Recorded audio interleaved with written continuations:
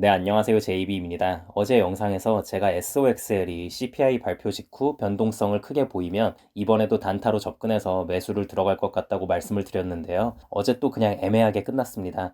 이거 참 사람 약 올리는 것도 아니고 왜 자꾸 이러는지 모르겠는데요. 하지만 저는 아직 여전히 매수 기회가 남아있다고 생각을 하고 있고요. 그리고 또 저한테 BNKU 추가 매수 언제 들어가냐고 묻는 분들이 계셔서 제가 다시 한번 말씀을 드리자면요. 저는 FAS로 갈아탄 지 꽤 됐고요. 은행주 투자는 FAS와 뱅크 오브 아메리카를 통해서만 하고 있습니다. 요즘 상황을 좀 보니까 아마 어쩌면 조만간 은행주 추매를 들어갈 수도 있을 것 같기도 한데요. SOXL이건 은행주건 추매를 들어가게 되면 멤버십 회원분들께는 실시간 커뮤니티 게시판을 통해 바로 말씀드리도록 하겠습니다. 네, 그럼 어제 시황에 대해 설명을 좀 드리자면요. 일단 어제 증시는 적당히 보합으로 끝났습니다. 나스닥이 1.04가 오르면서 그나마 좀 올랐다고 볼 수는 있는데 S&P 500 지수는 0.45만 오르고 이 와중에 다우는 0.09만 오르면서 마무리가 됐습니다. 우선 어제 시장의 관심사는 CPI였습니다. 예전만큼 사람들이 막 긴장을 하면서 보는 건 아니긴 한데 그래도 현 시점에 여전히 중요한 경제 지표 중에 하나라고 볼 수 있는데요. 우선 헤드라인 CPI가 전년 대비 수치로 4.9, 전월 대비 0.4 상승을 했습니다. 전년 대비 수치는 작년 6월에 9.1을 찍은 이후 10개월 연속 하락하면서 드디어 4%대에 진입을 했습니다. 그리고 근원 CPI는 전년 대비 5.5, 그리고 전월 대비로는 0.4가 상승했습니다. 자, 일단 이번에 사실 수치 자체로만 보면 전월 대비 많이 올랐고 해서 그렇게 마냥 좋게 보지 않을 수도 있었습니다. 근데 이제 시장은 CPI 수치가 어쨌든 예측치에 딱 맞춰서 나왔다는 부분, 그리고 이번에 이렇게 높게 나온 건 중고차 가격이 4.4%나 올랐고 에너지 가격도 한 달 만에 0.6% 오른 게 너무 컸는데 이 두 가지 항목은 아무래도 변동성이 있을 수 있는 부분이기 때문에 큰 상관없다, 뭐 이런 식으로 최대한 좋게 해석을 하더라고요. 이걸 보면 솔직히 너무 억지가 아닌가 싶긴 한데 근데 이제 이런 식으로 생각했을 수는 있을 것 같아요. 일단 중고차가 4.4가 오르긴 했지만 신차 가격은 이번에 내렸거든요. 4월 전월 대비 0.2%가 내리면서 1년 만에 처음으로 약간 하락하는 모습을 보였습니다. 그러니까 이 수치를 보고 야, 다들 힘드니까 새 차 안 사고 중고차로 수요가 몰린 거야 라고 판단을 했을 수 있고요. 그리고 에너지 가격이 0.6%씩이나 오른 게 거슬리긴 하지만 이건 4월 한정이었다는 거죠. 이번 5월에 들어와서는 불과 며칠 전만 해도 막 WTI 원유 가격이 60달러대로 내려가고 그랬었잖아요. 그러니 오히려 5월엔 다시 에너지 가격이 많이 떨어졌을 것이고 그럼 다음번 CPI에서는 더 큰 하락을 기대해 볼 수 있다는 겁니다. 그리고 이번 CPI 수치에 그나마 많이 기여를 한 게 4월 여행 물가가 크게 하락을 했습니다. 항공료나 호텔비 이런 거 있잖아요. 사람들이 여행을 많이 안 갔다는 얘기죠. 물론 개인적으로는 뭐 4월이 딱히 휴가 시즌도 아니고 해서 그랬을 확률이 크다고 생각은 합니다. 자, 그리고 주거비에 대해서 설명을 좀 해드리자면요. 주거비는 CPI에서 차지하는 비중이 가장 크잖아요. 주거비 항목 하나만 해도 헤드라인 CPI에서 차지하는 비중은 30%고 근원 CPI에서 차지하는 비중은 40%니까요. 근데 이 주거비도 전월 대비 0.4%만 상승을 하면서 역시나 지속적으로 하락하는 모습을 보였습니다. 근데 이 주거비가 둔화한 건 4월에 사람들이 여행을 별로 안 가면서 호텔비가 크게 내린 영향이 컸다고 보는 의견이 많습니다. 이런 건 일시적인 거잖아요. 결국엔 임대료가 줄여야 하는데 임대료는 0.6% 상승이 나왔거든요. 3월에는 0.5였기 때문에 오히려 더 오른 거죠. 그래서 저는 이 부분이 좀 걱정이 되긴 하는데 이건 뭐 어디까지나 제 개인적인 생각이고요. 막상 시장에선 이 부분을 별로 걱정하진 않았습니다. 부동산 정보업체인 진로우에서 실시간 데이터를 제공하는 게 있는데 여기서 신규 임대료 데이터를 보면 상승세가 크게 둔화되고 있는 모습이 보인다는 게 그 이유고요. 거기에 또 다가구 주택들이 이번에 많이 지어지고 있어서 이로 인해 임대료 하락에 영향을 끼칠 것으로 전망하고 있는 상태입니다. 자, 근데 우리가 알아둬야 할 건 5%대 인플레는 여전히 높은 수치잖아요. 이렇게 더디게 떨어지면 사실 연내 2%대 물가는 불가능하다고 봐야 하고 괜히 뭐라도 하나 잘못돼서 다시 물가가 튀어오르면 또 골치 아파지거든요. 물가를 연 2%대로 잡으려면 전월 대비 0.17% 정도만 올라야 이게 가능할 거라고 보고 있는 상황인데요. 이번처럼 이렇게 0.4%가 올라버리고 이러면 좀 힘들 수 있습니다. 그리고 이게 보면요. 작년 2월에 시장에서 어떻게 예측을 했었냐면 내년 4월, 그러니까 올해 2023년 4월이죠. 이때가 되면 CPI가 3%대로 떨어질 것으로 예상을 했었어요. 그러니까 이렇게 생각해보면 지금 정말 예상과는 다르게 너무 느리게 하락하고 있다는 것을 알 수가 있는 부분입니다. 그래서 이제 이런 이유들로 초반에 환호하던 증시도 시간이 좀 지나면서 급격히 하락하는 모습을 보이기도 했습니다. 특히 중간중간 시장에 영향을 끼쳤던 뭐 아랍 쪽에서의 공매도 소식이라던가 유럽 중앙은행이 금리를 더 올릴 수도 있다는 소식이라던가 뭐 이런저런 것들이 더해지면서 급격히 하락을 했고 결국 마이너스로 마무리를 할 수도 있었는데요. 하락 추세가 강하던 와중에 연준의 비공식 대변인인 닉 티미라우스의 기사가 증시를 다시 들어 올렸습니다. 4월 CPI가 연준의 금리 인상 중단 계획을 강화하는 이유라는 제목의 기사에서 연준 인사들이 원래부터도 이미 금리는 올릴 만큼 올렸다라고 생각하는 중이었는데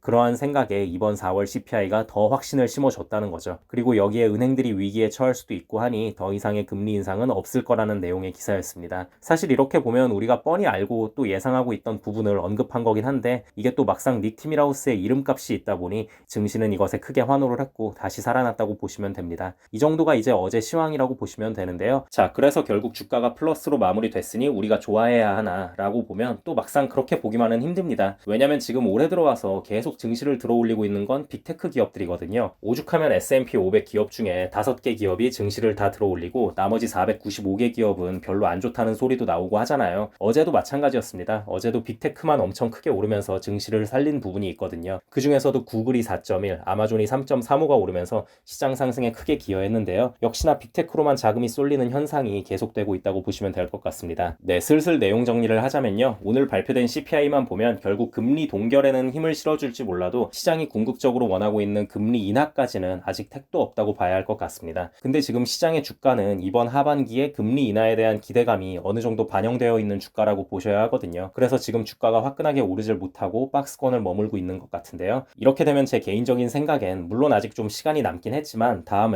FOMC에서는 시장이 연준 인사들의 발언을 최대한 매파적으로 해석할 확률이 더 높아졌다고 보고 있습니다. 연준이 이런 상황에 다음 FOMC 때 긴축 상태를 유지할 것이라고 말해버리면 주가는 하반기 금리 인하에 대한 기대감도 사라져버리면서 주가가 크게 하락하지 않을까라는 걱정을 하고 있습니다. 그리고 또 이제 그런 부분도 있죠. 그동안은 이 지옥 같은 금리 인상이 어디까지 갈지를 모르니까 사람들이 금리 인하는 아직 바라지도 않을 테니 제발 금리 동결만이라도 해주세요 하고 금리 동결 신호를 큰 호재로 받아들이고 환호했지만 이제는 기준치가 높아져 버렸죠. 실질적으로 금리 인하는 그래서 언제 하나 라는 쪽으로 시장의 관심사가 넘어갈 것으로 보고 있습니다. 그렇기 때문에 지속적으로 변동성을 보이며 한동안은 횡보 장세가 지속되지 않을까 싶고요. 이 와중에 아까 말씀드렸다시피 SOXL이건 은행주건 매수나 매도를 하게 된다면 멤버십 회원분들께는 멤버십 커뮤니티 게시판을 통해 실시간으로 바로바로 말씀드리도록 하겠습니다. 네, 그럼 오늘 영상은 여기까지 하도록 하고요. 오늘도 새롭게 멤버십 가입해주신 분들이 많이 계셔서 감사 인사드리고 마무리하도록 하겠습니다. 다니엘 H님 맥도날드 멤버십 가입 감사드립니다. 김덕효님 맥도날드 멤버십 가입 감사드립니다. 맑은물 흘러라님 스타벅스 멤버십 가입 감사드립니다.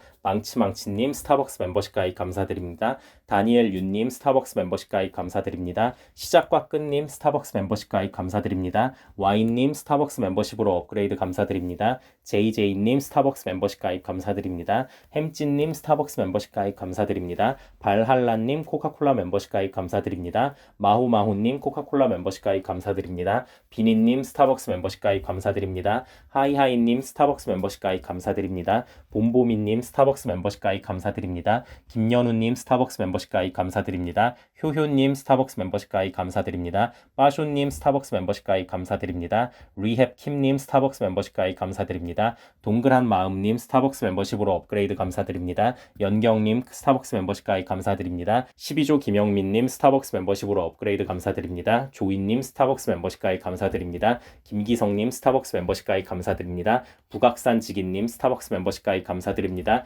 최인엽님 스타벅스 멤버십 가입 감사드립니다. 로얄개비님 스타벅스 멤버십 가입 감사드립니다. 오비클님 스타벅스 멤버십으로 업그레이드 감사드립니다. 멤버십 가입을 해주신 모든 분들께 깊은 감사드립니다. 멤버십 가입을 하시면 제가 조회수에 신경 쓰지 않고 좀 더 편하게 이런저런 시장 상황에 대해 말하는 영상들을 보실 수 있고요. 스타벅스 멤버십 이상부터는 제가 커뮤니티 게시판에 그때그때 중요한 사안들이 있을 때 실시간으로 올리는 글들을 보실 수 있으니 많은 관심 부탁드립니다. 그리고 마지막으로 귀한 시간 내어 제 영상을 봐주시고 응원의 댓글까지 남겨주시는 모든 구독자분들께도 깊은 감사드립니다. 앞으로도 단 한 명의 낙오자 없이 모든 구독자분들의 장기 투자 성공을 위한 멘탈 케어 영상 제작에 온 힘을 다하겠습니다. 감사합니다.